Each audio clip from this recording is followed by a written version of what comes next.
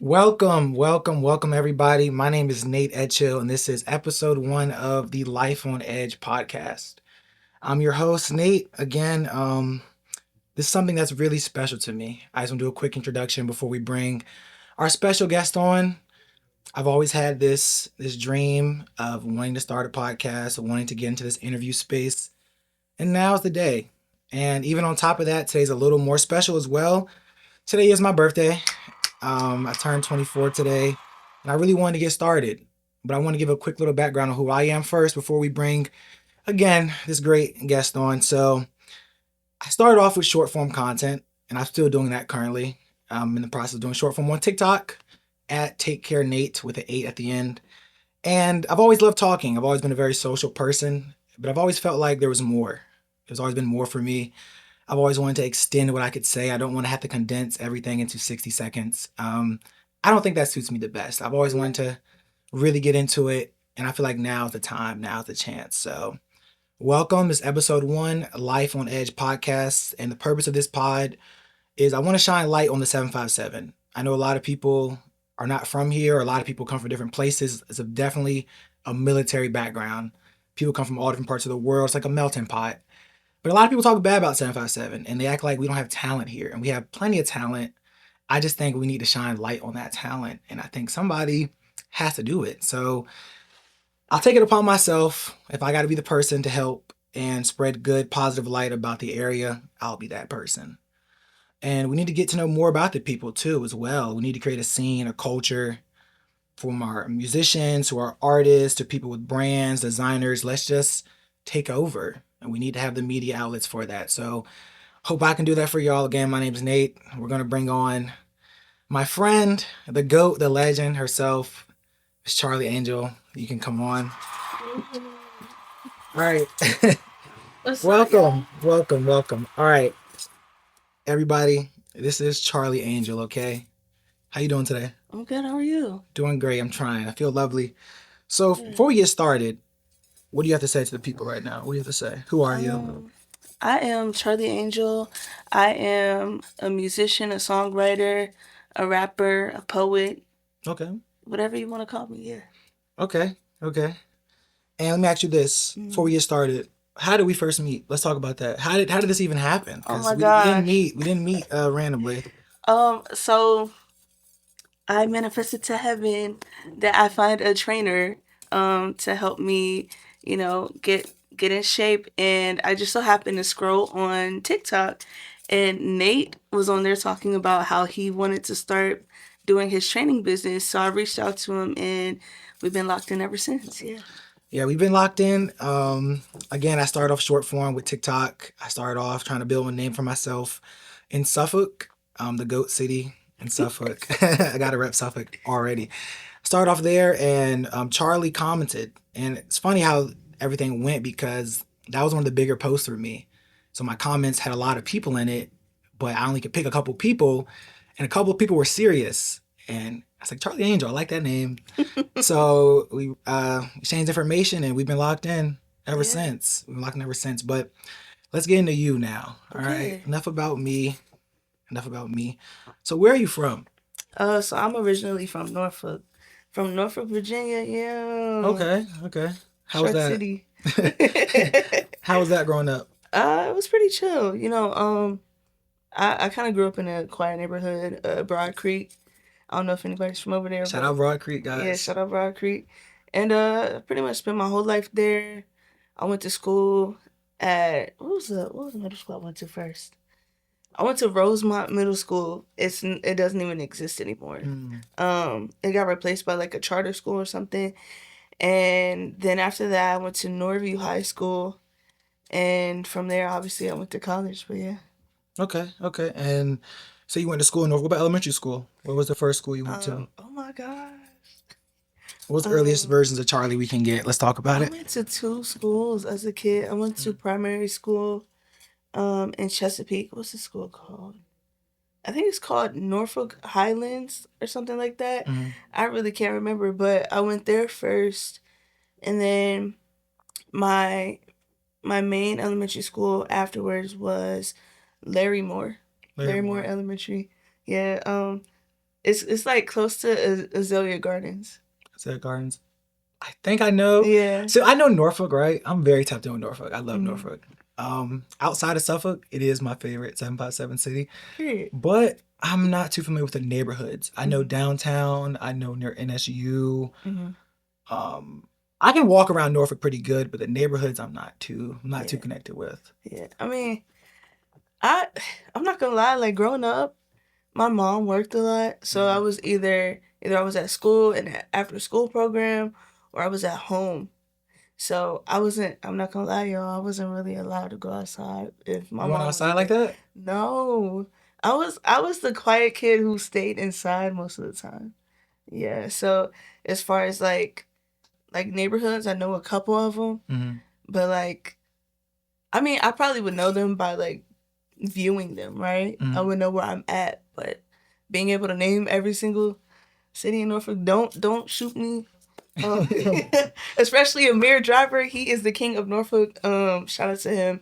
I I wish I knew everywhere the way I'm supposed to. Yeah. I like Norfolk. Let me ask you this: which one of those schools started your love for music? You would say, Oh my like, gosh. was it an elementary school? When did you first start feeling that? I wouldn't say it was a school, but more so like Like a period? Like which phase was it? The middle yeah, school time phase, period. elementary? Yeah, what time period? Elementary, yeah, I was like I was like 4 or 5 years old. Um, I was a major fan of Destiny's Child. Mm. And I had it in my mind that I was Beyonce. And like I still have family members who when they see me they're like, "Oh yeah, you do music now?" Like I remember when you kept telling us you were Beyonce and we had to play roles with you and like that was my thing. I was performing. And then I remember specifically one day I was watching like this is back when they had the tour DVDs. Maybe Um a little before me. I don't know. I don't. The tour I'm not a DVDs. dinosaur fan. My brain is processing right now. Yeah, yeah, it was probably like around 2003, 2004-ish. But Beyonce had put out like a tour DVD and my Mm. dad bought it and every single day after I did my homework and stuff, like I would go and I would watch it. And I would just spend hours trying to learn whatever she was doing on stage. And that was really my first moment. I think like getting into it, like starting without even knowing I was starting. I was like 6 years old, and of course, like you're learning how to write and articulate yourself. And my mom had bought me this little diary, and it had a lock on it, so like people couldn't see what you were putting in there. I remember specifically one day, my mom and dad like had a bit of a disagreement, like couples do, and I went and I wrote a little rap about it.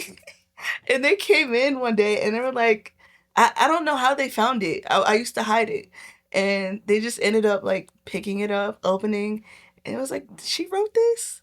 And they started questioning me about what I wrote about, Mm. but they admitted that it was good. So that was the Okay. first So you time. still got good credit from it. Yeah. Still good credit.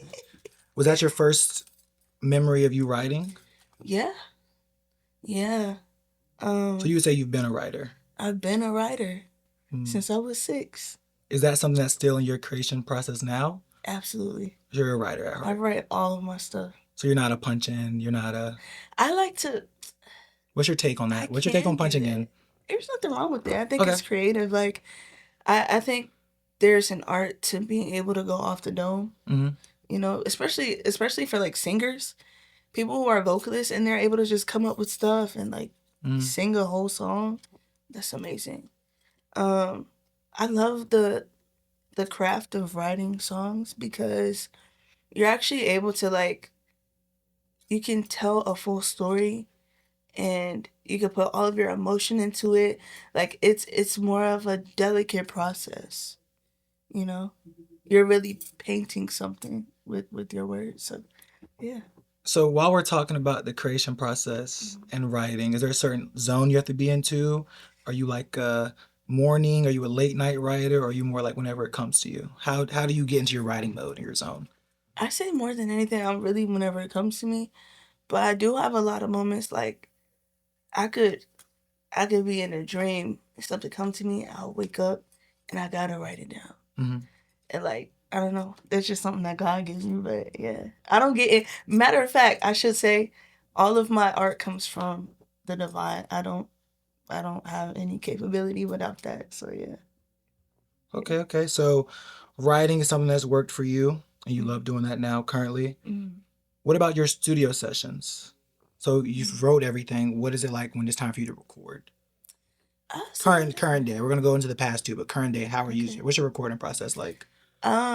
Usually I call up my brother Kai, Shout out and Kai. Shout out shout out Kai. Kai, Shout out the Kai. legend. Um, I always ask him like, "Hey, you have time? You want to record?" Mm-hmm. And he'll come through, and we record at my house. So, um, he just hooks up his equipment, and I'll like sing the song to him. He's like, "Oh yeah, that's good," and then we'll record, and then that's it. And it's just like, however many songs we can get done that night, we'll do it. Sometimes like in the middle of like maybe I'll record a song that I've already written, and then Mm-hmm. he's like, "Oh, let's just do something," and he'll find a beat, and he forces me to freestyle. Mm-hmm. So like I can't. I'm so like adapted to writing everything, and I'm like I want to sharpen that skill, so I let him just control the narrative, and I do whatever. So you mentioned you're a home recorder. Yeah, So you don't go to the studio to record. You bring the studio to where you are. I do sometimes. It depends. Like it just depends on what the piece of art is. Like if it's something real sentimental and I know it has potential of being heard everywhere, I'll go to like the more seasoned engineers and Mm-hmm. let them work with me. And I like going to the studio because you get a feel for like what it really is like to be a true artist. So So it gives you the vibe. yeah. Okay. When was the first time you ever went to the studio? What was that like? The first time you ever, Charlie, ever walked in the studio? So it was April 2022. Okay. I have been like, okay, so for context, because I know you wanted to get into it. Mm-hmm. Um, I had taught myself how to write. I kind of came back to it. I was doing poetry for like 10 years after that first moment of me writing my very first verse. So I became a poet. And then I kept hearing songs that I really liked on the radio. And this was around me being like 17, 18. I was like, I wonder what it's like to write your songs. And I had the belief that every single artist I was listening to wrote their own stuff. So Mm. when I got to college, I was like maybe 19. I looked at it was a YouTube page called Genius, and you know they go in there and they like recite the lyrics and Mm-hmm. explain it to you. I love Genius. Shout out Me too. Genius. I need to be on there one day. Put me on Yeah, get there. Charlie on Genius now. ASAP. Immediately. ASAP, no Rocky. But I was like, okay, I see how they do it. And then I kind of taught myself how to write a whole song. So I was writing songs. I had maybe written like 20, 30 songs before I even got home. Then when I came home during COVID, that was all I could do. So I was writing a bunch of songs. I had BandLab downloaded. Band Lab. I was getting out the mud on there. I was like, I don't care. Band Lab has gotten generations through the mud. I'm not gonna lie. Okay. Yeah, so I did that, and then up the street there was a studio. It was called Prime Records, and the owner's name is Biggs, and Biggs kind of like I reached out to him, and he got me set up with one of his engineers there, and so then I was like, all right, mom, I'm going up the street to like record music, and of course she was like, what? And so I had saved up all my money to go in there, and I had basically already had my first album like mapped out. I knew what songs were going. I already knew how they were supposed to be like sang and everything. So when I got in there, it was just kind of getting comfortable with actually being in front of a real microphone. But it was really fun. Like it was an amazing experience, and once I did, I was like, I can really do this. Like I can make my dream real. And so I started going every single week. I think I had recorded that first album like in a week. Yeah. So then after that I was like, maybe I could like work for your studio and you can give me studio time. Like, I'll do whatever to be in there. So yeah. That was kind of like my first experience. Okay. Yeah.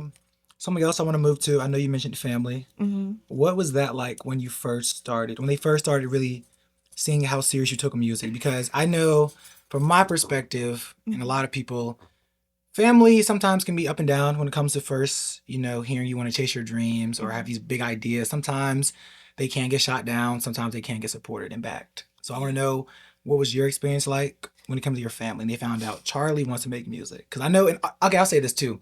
In our community, you tell somebody you want to make music, it kind of is like they think it's like a pipeline. Yeah. Like, oh, you just want to make music. That's too funny. That's what they think about it a lot of times. So what was your experience like with that? Honestly, I remember the first person I told was my mom, because like I lived with my mom growing up, and so any idea I had, I was like, "Hey mom, I want to do this and this," and so um, I told her I wanted to do music. She was like, "Oh, why don't you be a songwriter?" I was like, "Yeah, I could do that. That's cool, but like I want to be the person on the mic." And she was like, "Girl, that's a pipeline dream." I'll kid you not, and like she looked at me like I was crazy, but I kind of, it was kind of like I had to prove myself to her. Like, I had to prove that it was something she should also invest in. And at the time, like I was a college kid, so she was, anything that I would get, it would be a gift, you know. So like I remember, I should also add this. I remember I was trying to learn how to produce. So my first ever like instrument was it was an Akai piano. It was like you could hook it up to your computer and like, do your thing. And I had told her, I was like, yeah, I've been watching these videos on YouTube. Like these big producers use this. Like if I could save my money up, I'll go buy that.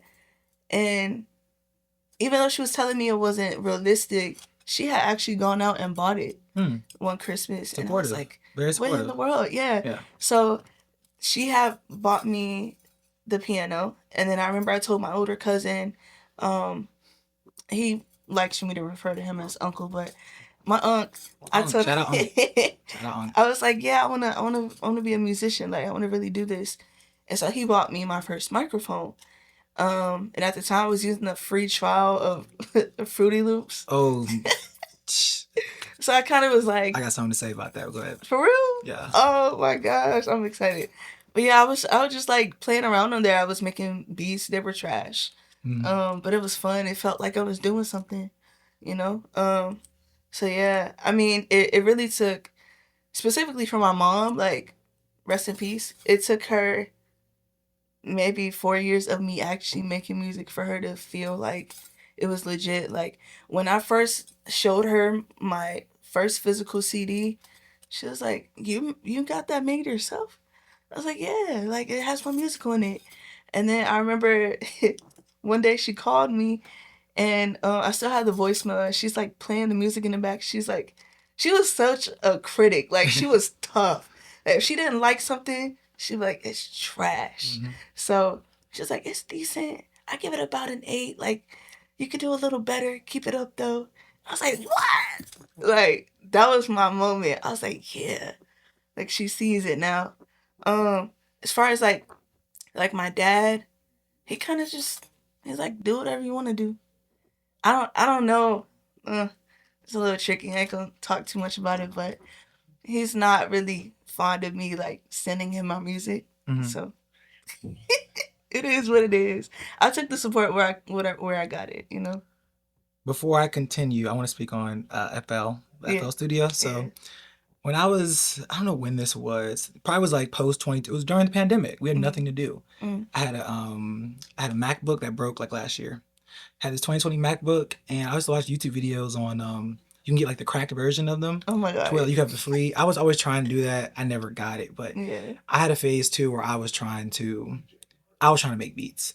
I respect producers so much. That is not easy. No. If I was a producer, I would make the same beat over and over. Like I'll have same hi hats, same drums, same tempo. I don't know how they do it. While we're talking about producers, who are some of your favorite producers that if you could work with today? Who are some of your favorite producers all time? You can go on a beat right now. They can cook you up one. Oh, I would be remiss if I didn't say his name. Pharrell Williams, Chad Hugo, Metro Boomin, TM88, Southside. ATL. ATL's in the building. ATL. Okay. Who else? Oh my Okay. gosh. Who else be producing? I used to really love London on the Track. We got Oh, London oh, on he the did. He did a track. lot of Thugs work. Yes. Yeah, yeah. I was heavy on Thug in college, so I really liked him. Oh my god, DJ Esco. D, You DJ know who that Esco. DJ is. Esco. Yeah, yeah. DJ Esco. Yeah, yeah, yeah. Yeah. Him. Yeah, Yeah. for sure. My goat. Future. My goat. Okay. So, what's some of your favorite all time? Producer Mhm. Kanye West. Kanye West, Pharrell. Um, It's so crazy about Kanye how I feel like with him, he's one of the best producers ever. But it's mhm. like you may not think of him initially because he's kind of bigger than just one. Yeah, He has not got put in a box. He's just multifaceted. Kanye. You know, he's just Yeah, Ye. But yeah, he's one of the best producers of all time. I would say yeah. that. He's really good. Like you listen to his stuff, it just feels like you're in another place. You know, like how did your mind tell you to even do that? He was in Yeah, Utah, wherever he was at, cooking up. yeah, So those are some of your favorite producers. yeah. What about artists? Where would you say? Let's go younger years. Let's go Okay. college, high school years. Who was Charlie listening to, or Oh where did you my pull inspiration gosh. from? Who made you fall in love with music, or who got you to that point? Let's talk about it. I already said Beyonce. Shout out Beyonce B. knows. Um, I really love Solange Hmm. and Rihanna. Hmm. Wow, like majorly. Like I wanted to sing. I always wanted to like sing because of Beyonce, but like someone who had a unique voice Hmm. that made me feel like I could really do it was Rihanna. Like for real. I really liked her style. Like she wasn't just known for music. She was known for her personality, her fashion, like what she meant to music and creativity. Hmm. So she definitely like stuck with me. I was so obsessed. Like I was thinking about this earlier. I was a part of her fandom, the Rihanna Navy, and like I played her stuff every single day. I know all the lyrics. You can play any song. I know. I even know the unreleased stuff. Like I was on her heavy growing up, and shout out to her.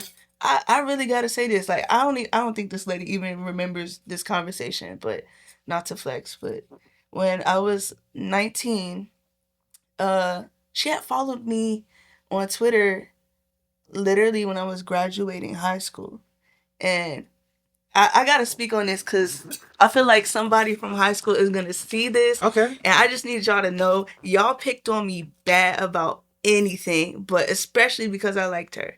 And the moment that she followed me, I promise you, almost the whole school knew. Like I don't know how they knew, but they knew. And I ended up having a conversation with her when I was in college, it was a random moment. Like I might have sent her like a funny video or something, which really was what happened. She laughed at it, and then I said something, and it snowballed into a conversation about like passion. Like what am I passionate about? I was like, you know, like you really inspired me, and I want to do music like you, but like I just my parents don't really think it's a real thing. And she was kind of telling me like, you know, I suggest you finish school, but like follow your dream after that. Like give your parents what they want and then do you because they're not gonna understand it until it works out. And that happened 10 years ago. And now look, I'm not famous, but I'm doing what I've always wanted to do. And I think if I would have never had that opportunity, I probably would have still been questioning myself, but that repeating in my mind was something that really stayed with me all these years, and it'll probably be there when I do get where I'm trying to go. So yeah, thank you, Rihanna, for that conversation.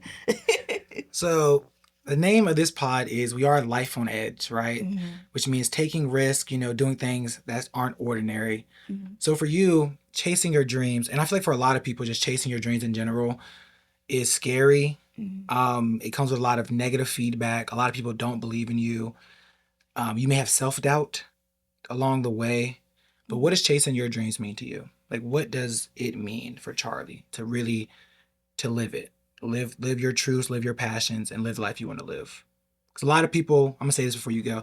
A lot of people are scared. A lot of people are scared to really chase their dreams. You know, they have these really big ideas, bright ideas, and a lot of times it's people around them that will shoot down their ideas. It could be a close friend or people around them that don't believe in them, then they stop. You know, I think it really takes a lot of effort, self belief over everything. You gotta have self belief. If you don't believe in yourself, you're not gonna do anything. So, for you, again, getting back to you, what does just that chasing your dreams mean? It means What is success like for Charlie? success to me is doing something that is challenging, that gives you joy. Mm. It doesn't have to have, you don't have to have like a ton of people supporting you.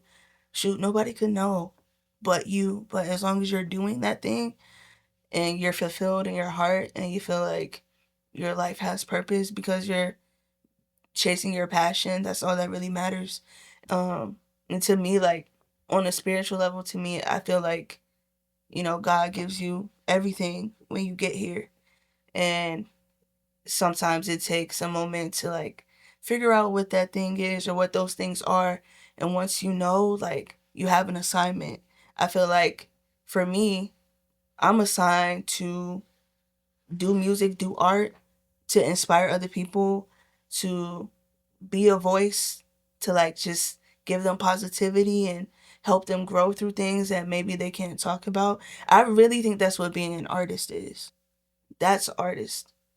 Being somebody who shows up for not just yourself but other people around you, people who you don't even know. Like for me, I feel like I'm making the Lord proud, And I'll be honest, I have to speak on this because I might have like another believer say something about the kind of music I've put out. I know it's not perfect, but putting in the effort and knowing that you're not wasting your gift is more than enough to God. So yeah. I believe the same thing, but I think chasing perfection, and especially in the creative space, a lot of people try to chase perfection. I've suffered from that. Like you want the video to be the perfect quality, you want to not stutter, fumble over your words. Yeah. At the end of the day, we're human, and who's gonna judge us? Like who are other humans gonna judge what we want to create and what we want to put out? You know, at the end of the day, it's just opinions. So I definitely know what that's like. Chasing perfectionism throughout the way. But as long as you're doing what you love to do, I think that is the biggest thing. I think the point of life is doing what you love to do. Money does not need to be involved. Money and passion are not the same thing. You know, I can get paid a lot of money to do something I don't want to do. That's not passion. Passion means to me, you can do it for free. You don't need a single dollar. Like you could, on a dream day, dream world for Charlie, she's making music. You know, no stress, none of this, no that. Just make music. Maybe travel the world in paired with what you want to do. Like me, I love, fitness. I love media. I love that. I would want to travel to do that.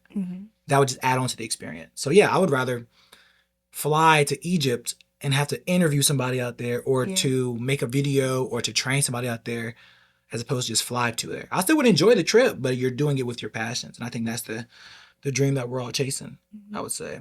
Can I ask you a question? Okay. So, Okay. based on what you said about, fitness being your dream, what is what would you say is like one of your milestones that you want to accomplish? In fitness, Mhm. a milestone. I would, that's a good one. For me with fitness, I would want somebody to, after our time apart, like when we finally reach our end, because personal training is, you develop a really deep connection with people. That's the thing I've learned about it. And the hardest thing is you have to say goodbye because you're not going to train somebody for 10 years. Majority of people, you're not training for 10 years. I would really want somebody to leave me and feel like you changed my life. If I get one of those kind of comments, like you really changed my life, like you took me from here to here, or you changed my life forever, I'll never forget you. I think that's the thing with me. It's not about money. It's not about finding some super some super high ticket client. It's not that. It's not trying to train little baby, because he can throw me a blank check. No, it's like I'll take anybody, and if I can transform their life and they can feel like Nobody believed in me. I've always maybe struggled with this because I think a lot of what personal training is, I don't want to yap. Go ahead. We do got mics. That's why we're here. We do got mics, right? So I think a lot of things, a lot of people, it's habits. You're reteaching, you're reinforcing habits onto people. As a personal trainer, I'm not smarter than the internet. Mm-hmm. You know, a lot of the programs or the workouts you probably could find online for free, but it's the accountability, it's the leadership, it's the making working out fun and finding a way to incorporate it into your life. Mm-hmm. I use fitness. I'm low key chatting. I use I use fitness as an outlet. Mm-hmm. You know, like I didn't work out today yet. Sorry, I did not work out yet today. It's okay. You know, days I don't work out, I feel incomplete. Mm-hmm. I don't care how my day went. I don't care if I just met LeBron, I met Future. Mm-hmm. I had some good food. I had Moe's. You know, I love Moe's. If I didn't work out, my day don't feel complete. Right. You know, so it's about that. I'm gonna say, but I don't have no like real end goals. Not like I want to help 100 people. It's like no, change. The impact will last forever. It's like I feel like you can remember teachers you've had in your lifetime. I have gym teachers I remember from my childhood. Like wow, like fun. They made gym class fun. They got me into fitness. I'll never forget them. And I want people to just never forget me. Whether I can move across the country, I could be across the world. Like, no, that dude right there, that Nate guy, he did his big one. Mm-hmm. He did it. Right. Yeah, that's what I would say. That's wonderful. Yeah, so that's what I would say with me with the fitness. Let me ask you this. This while we're kind of here. What is how do you handle self-doubt? How do you handle self-doubt and how does Charlie handle criticism? Because the space that you're in, you're putting something out there for it to be unfortunately judged. People are allowed to have opinions on what you do, whether you created from the deepest place of your heart. You can make a song dedicated to something you really love, but someone like, I don't like that song, but it's like it's my expression of how I want it to be. So how do you handle that, and how would you tell other artists, or just speaking for yourself, how do you handle that? Yeah. Criticism, self-doubt, and not being comfortable with criticism is the most human thing in the world. It's gonna happen to everybody. Like, I'll use an example. Cardi B, amazing artist. She's funny, charismatic. She can market anything. But the reason why her most recent album took so long was because she kept doubting herself. It doesn't escape anybody, you know? And for me, music is it's a piece of my journey that's necessary. Like, I grew up being very timid, shy, doubting myself, and when I make music, it feels like I'm doing something right. You know, I think I can give myself so much gratitude and being gentle with myself about the way that people will perceive things because I know I've completed something for me. I think that's the most important piece to navigating self doubt, criticism, anything, honestly. When it comes to like just questioning how something sounds, maybe I won't like it today, and maybe I'll sit on it, think about it, and I'll like it tomorrow. Or I could just make something else. I can just tell myself, hey, like, you're doing something you're supposed to be doing. You're doing a great job because you're trying. You're amazing. Like, you're talented. Somebody wants to hear you. You know, I have to tell myself these things because if I don't, then nobody will. Yeah. How is anybody gonna believe in me if I don't believe in myself? And it's so intertwined with just who I am in general because I have spent majority of my life with people doubting every single thing I do. I could be perfect at it and it would still tell me I wasn't good enough. And so I have to learn how to reparent myself because as I was telling you that one day, I think healing yourself is the way you make the best music. And it might not reach somebody who resonates with it, but there could be 1,000 people out there waiting to hear that one song, waiting to hear your voice and to know your story because they relate to it. So I think when you're taking criticism, you have to understand, like, I used to take art classes, right? Photography classes, and the one thing that you would have to anticipate is somebody judging your piece of art. You have to be okay with it. It doesn't mean that your art is not actually good.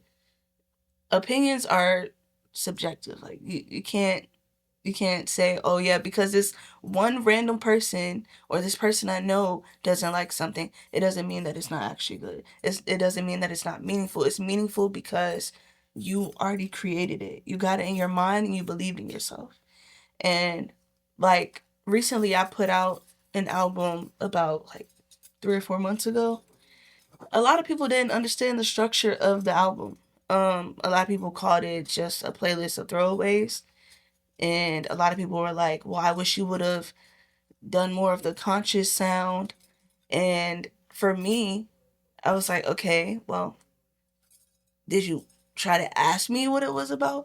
Did you try to understand the sequence of how I put the album together? And I was like, Charlie, these people don't care as much as you do. They're just listening to songs. Some of them are just listening just to listen, just to catch ear candy. Some people are listening with intention to understand you. And you can't beat yourself up because somebody doesn't understand your vision for your art. It's yours. But you have to also accept that like once it gets out into the world, it also becomes a part of other people. And that goes for anything. Like one person could think that you're a great trainer. Another person could be like, well, you need some work. But it's the fact that you're doing it and you're actually helping somebody, regardless of what a person thinks, you're helping people. That's what matters. And that's kind of the mindset that I lead with. Yeah. I think something with me is, and you may understand this, you can't please everybody. Mm-hmm. There's no artist in the world. You can take the greatest artist of all time. You cannot please everyone. Like there's no sound that every single person is gonna gravitate towards. And that's the thing about music, and music's so subjective. Like you could have think you dropped the best 16, you got a 4 minute song, the flow, the vocals, the hook, everything was on point, and 9 people in the room may love it. They may think it's the best song ever. One person be like, I don't like that. I want to hear this type of sound. Oh, like you could drop a song or a nice sample. Oh, I don't. That's too lyrical for me. Yeah. Then you can then go the other route, like, oh, he's not talking about nothing, or they're not talking about anything. Like, Yeah. so you can't please everybody. Mm-hmm. You cannot please everybody in this life. You just have to just do what you want to do and push for that Yeah. throughout it. But let me ask you this too as well as we go forward in the conversation. What is Charlie Angel? No, backtrack. Charlie Angel. Where does the name come from? What is the Charlie Angel origin? And then also follow up on top of that is, do you have any other names you were possibly thinking about? Oh my gosh. Charlie Angel, not to sound, I don't care if I sound cringe. You're not, no, I we're not cringe. I got that name from God. Mm, And I later had a dream that confirmed it. mm, Like it's so weird. Like the angels showed me a book and my name was in there. And I was like, "Oh, wow." And this was recent. Like I had that dream maybe like 7 months ago, and I was just astounded cuz I was like, that really happened." And I don't know how people perceive dreams, but like when I have a dream, I believe it has meaning. mm, But like way back, I got the name. My actual name is not Charlie, and I'm not gonna tell y'all what my real name is. Um, but growing up, I had god sisters who referred to me as Charlie, um, and we had like this little handshake thing going on. I don't even remember how they came up with it, but I think it was influenced by the movie mm. Charlie's Angels. And please don't sue me, whoever wrote that movie, but but they used to be like Charlie's Angels, and I would get so hyped to like do the handshake every time I saw them. And I remember one day I was writing poetry, and I was like, "What should my name be? Like my poet name be?" I was like Charlie Angel, and that was literally like 2014. I came up with that, and then obviously later on, like I was telling you, I had that dream, and it just further confirmed like that was the name. That's my name. And I'm not gonna lie, like when you pick something that is very pop culture reference ish, like people are gonna also try to take that name. But I have confirmation that that's me. Um, to your other question, um, I know some artists like early on they had like four different names they were choosing yeah, from, and then like maybe somebody walked up to them in the street and told them, "Hey, this is your name." yeah. My other You know, names, this is a safe space, by the way. K Cole, like J Cole, Okay. uh, Kai Cole, which just it didn't really fit me. Mm-hmm. Um, KTV,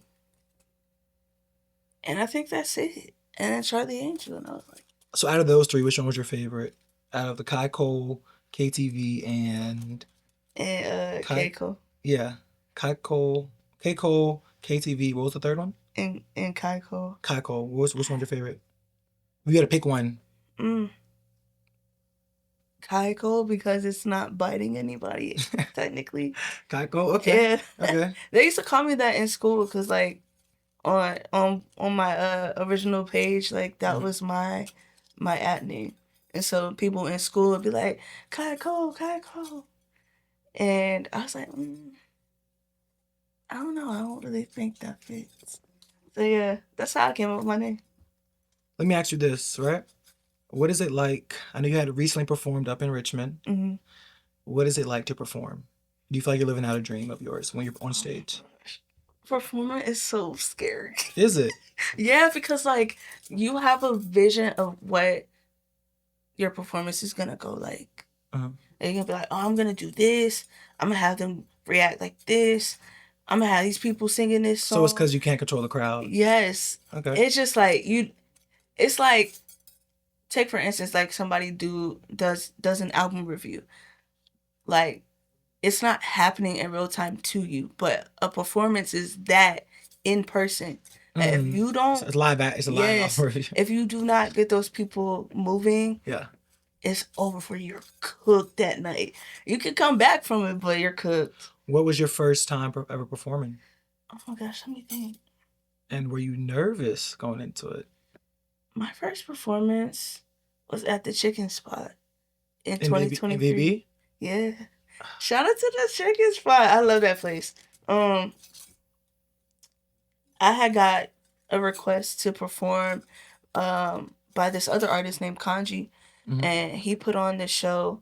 And this is also how I met my other best friends. They're my brothers now, but Mm-hmm. we were all on the lineup, and I was like, dude, like technically, I only I only have a few studio recorded songs, Mm-hmm. and I don't know how it's gonna go. I'm telling you, I was so nervous. I remember I was texting my sister. I was like, I'm about to perform tonight. I don't know how it's gonna go. It was actually for somebody's birthday. It was a guy named Von Wave from here. Mm-hmm. I think he was from Richmond, and it was his birthday party. So I was like, oh, I can't mess up. Like I'm supposed to hype him up, make him feel good. And I went up there and I did okay. But and I was the only woman performing. And I was the only artist who performed with just the instrumental at the time. Um So and so no backtrack on no that. backtrack. And Mm. so I was trying to make sure I was delivering. You delivering. And they liked it. It was pretty cool. And I was like, okay. Now I gotta figure out how to perform more because this is actually fun. Like and to be real with you, like, when you dream of doing this, it's always on a big stage. Like some record labels coming to get you, and like it's like a savior story. Like I'm gonna get saved, and I'm gonna move out of here, Mm-hmm. and I'm gonna be the biggest on the map, and I'm gonna be selling out stadiums. But that put into reality for me that you have to start from somewhere. You have So to. that was very Every meaningful. profession you have to start somewhere. Yeah. You have to. So it's a journey. It's a build up. Mhm. And I think we were talking about that the other day Mhm. about how like sometimes it's not good to start off so at this. Yeah. You start off this high up, you only can go down. Yeah. If your first show was in front of, I don't know, let's say 15,000, you performed like an NBA arena. Mhm. 15,000 your first show, it's like Now, if you were to backtrack to 6,000, you wouldn't be proud Then of people are yourself. gonna No, question you you too. wouldn't be as proud of yourself. You Yeah, think, that I too. started at 15, now I'm down Hmm. to 6,000. But if you started at 100 and you worked your way up to 6,000, now Hmm. you're on the rise. Yeah. All right. Hmm. Well, as we get later into this interview, let me ask you this: where can the people find you at? You can find me on Instagram at official Charlie Angel underscore, TikTok it's official Charlie Angel, YouTube Charlie Angel Music 246. What else do I got? I got a Bandcamp. You can message me on there, charlieangel.bandcamp.com. You can buy some stuff. And Yeah. would you say you're open to collaborators or I collaborations? am. I love collaborating. People try to get on me for that, but I think it's a beautiful way to build community. Collaboration. Yeah. I think that's what in 757 or just in general, that's what's needed. I would Yeah. say Yeah. collaborations, people working with each other, not being a one man or one woman army, a one Hmm. person crew. Collaboration is needed. Hmm. So that's where you can find you at. What are you working on now? What's next? What's the upcoming next for Charlie Angel? So I'm working on two projects. Okay, Um, double up, double up. I I did an interview a few months ago talking about this one, but I didn't say the person. So me and Lil Kai have an EP coming out. Shout It's out Kai. called the Shadows EP. Mm-hmm. Um, that'll be a little later, but I just wrapped up my mixtape. It's called Work in Progress, and it'll probably be like 9 or 10 songs. Yeah, And what was that creation process like for you? it was really fun. Like I was just making whatever I felt like making that day. Yeah. So it's don't expect anything too serious. I might put something up there that talks about stuff that I've gone through, but Mm-hmm. that was already like a one and done thing.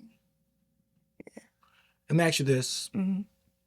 how do you determine what goes onto a tape versus a single? What's that like? Do you feel like some songs like just sound like an album or sound like a tape, or then some songs just sound like a single that you wouldn't put on a tape? What's like the thought process with that? I think yeah, some songs you can tell are like they're one offs, like they're gonna be the single to kind of roll it out. And then obviously like as you're moving through songs, you can tell what's cohesive and what Hmm. goes well together. That's pretty much the process. Yeah. Okay. So before we go as Hmm. well, I want to say thank you for one coming on. Of course. I appreciate this a lot. This is Life on Edge Pod episode 1. I want to do a quick roundabout at the very end, get a couple more questions. What is your favorite album all time? Hmm. We're gonna get a couple just favorites before we go.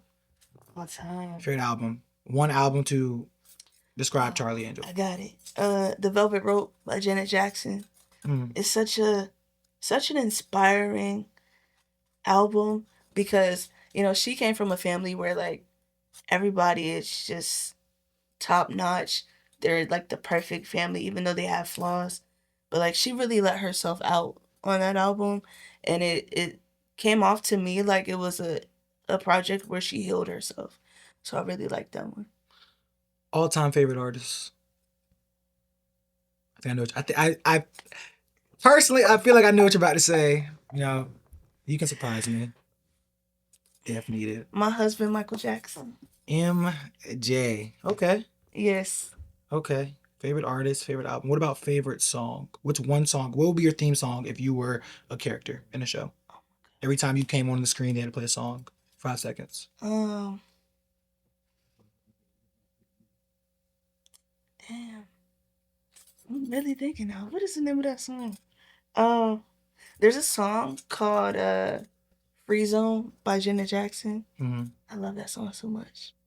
It's beautiful. Free zone. Yeah. Okay. Hmm. Let me ask you this before Mhm. we go. Favorite song, favorite album. If you could do a collab tape with one artist and one producer all time, who would it be? I would have. Hmm,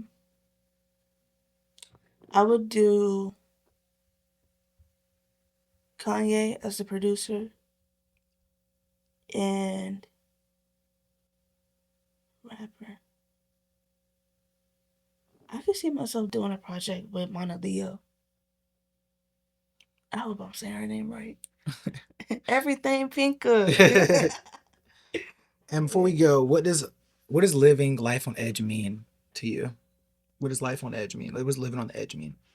It's defying the social norms and just really being who you are. Um, consistently growing into who you want to be and not letting anybody get in the way of that. Yeah, and having fun. That's the point of Yeah. life too. It's about doing what you want to do, taking risks. That's what life on edge means to me. Taking risks, doing things that everybody around you is not doing and are Mhm. not doing. Losing that fear. I used to have a lot of built up fear inside of me about chasing after my dreams, and I was worried about this. And I feel like a lot of my ideas and my creations could have started previously, but I was worried about their people's opinions. How did this person from my class perceive me? Like it was a lot, but it's like life on edge, just taking that risk, going after it, getting to it. But I want to say this as we wrap up. Thank you for coming on. Of course. This is the pilot episode of Life on Edge, guys. It's the very Yeah. first one. Me and Charlie been working together. I'm gonna say 7 weeks now. Yeah. Call it 7 weeks. And I Yeah. was like, "You're gonna be my first ever interview." Thank you for having me. I'm so I was honored. like, "I'm not going anywhere else with this. I'm not doing this. Me and Charlie are gonna lock in." Hope y'all enjoyed the interview. This is Life on Edge. I am Nate Edghill. I'm your host, I'm Charlie Angel. I'm your artist. and thank you. I'm very Yeah. happy. I'm blessed. I'm very Peace. blessed. Episode 1. Episode 1. Yeah.